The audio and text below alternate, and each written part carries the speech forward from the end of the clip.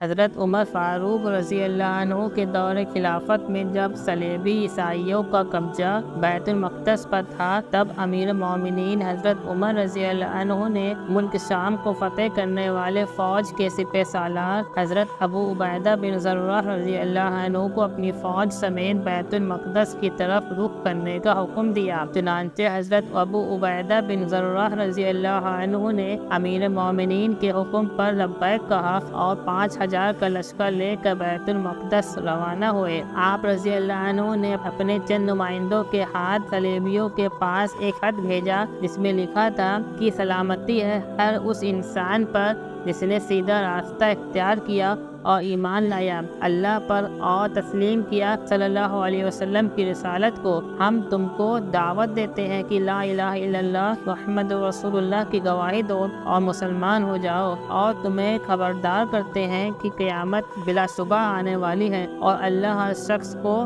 قبر سے اٹھانے والا ہے۔ اگر تم ان باتوں کی گواہی دیتے ہو تو تمہارا خون ہم پر حرام ہو جائے گا اور تم ہمارے بھائیوں میں سے ہوگے، اور اگر تم نے ان باتوں سے انکار کر دیا تو تم کو ذلیل ہو کر ہم کو جزیہ ادا کرنا ہوگا، اور اگر تم نے اس سے بھی انکار کر دیا تو یاد رکھو میں تمہارے پاس ایسی فوج لایا ہوں کہ اسے موت ایسے ہی پسند ہے جیسے کہ تمہیں شراب، اور یہ بھی یاد رکھو کہ میں انشاءاللہ اس وقت تک نہیں پلٹوں گا جب تک کہ تمہاری فوج کو قتل نہ کر دوں۔ لیکن اس خط میں لکھی دونوں باتوں کا صلیبیوں نے انکار کر دیا، جس پر حضرت ابو عبیدہ بن جراح رضی اللہ عنہ نے اپنی فوج کو بیت المقدس محاصرہ کرنے کا حکم دیا۔ تقریباً 40 دنوں تک یہ محاصرہ جاری رہا۔ بالآخر صلیبیوں نے اس شرط پر صلح کرنے کو راضی ہو گئے کہ ہمیں اپنا امیر دکھا دو، ہماری کتابوں میں لکھا ہے کہ اس شہر کا فاتح کون ہے، اور وہی ہوا تو ہم تمہیں چابی دے دیں گے، اور اگر وہ نہیں ہے تو ہمارا بچہ بھی آخری دم تک اس سے لڑے گا اور خون کے آخری قطرے تک ہم اس کی حفاظت کریں گے۔ تو حضرت ابو عبیدہ بن جراح رضی اللہ عنہ نے اس سلسلے میں حضرت عمر رضی اللہ عنہ کو خط لکھا۔ حضرت عمر رضی اللہ عنہ بیت المقدس روانہ ہوئے۔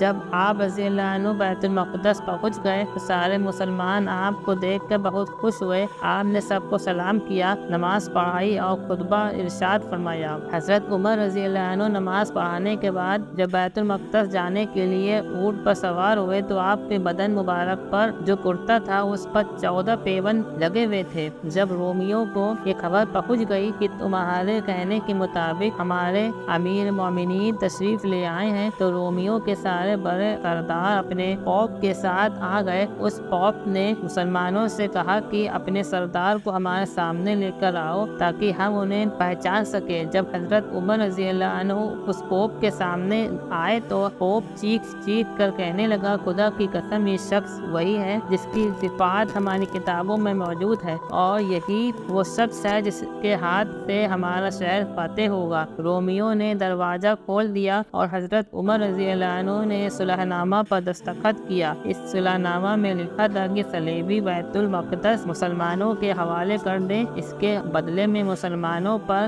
لازم تھا کہ وہ صلیبیوں کی جان بخش دیں اور صلیبیوں کو یہ آزادی ہو کہ وہ چاہے تو مسلمان ہو جائیں اور چاہیں تو اپنے دین پر قائم رہے۔ اور اس طرح حضرت عمر فاروق رضی اللہ عنہ اور حضرت ابو عبیدہ بن جراح رضی اللہ عنہ نے بیت المقدس کو فتح کیا۔ بیت المقدس حضرت عمر رضی اللہ عنہ کی خلافت راشدہ میں 15 ہجری کو فتح ہوا اور 490 ہجری تک مسلمانوں کے قبضے میں رہا۔ اس کے بعد مسلمانوں کی آپس کی خانہ جنگیوں کی وجہ سے عیسائیوں نے پھر حملہ کر دیا اور 70,000 مسلمانوں کا قتل عام کیا اور 91 سال تک قابض رہے۔ اس کے بعد سلطان صلاح الدین ایوبی رحمۃ اللہ علیہ نے 1187 عیسوی میں بیت المقدس کو فتح کیا۔ اس کے بعد 1914 عیسوی میں ایک عظیم جنگ ہوئی جس کے نتیجے میں بیت المقدس ایک بار پھر مسلمانوں کے ہاتھ سے نکل کر غیروں کے ہاتھ میں چلا گیا، اور اب تک یہودی قابض ہو کر بیت المقدس کو گرا کر ہیکل سلیمانی تعمیر کرنے کی کوشش میں ہے، اور بیت المقدس پھر کسی صلاح الدین کو پکار رہا ہے۔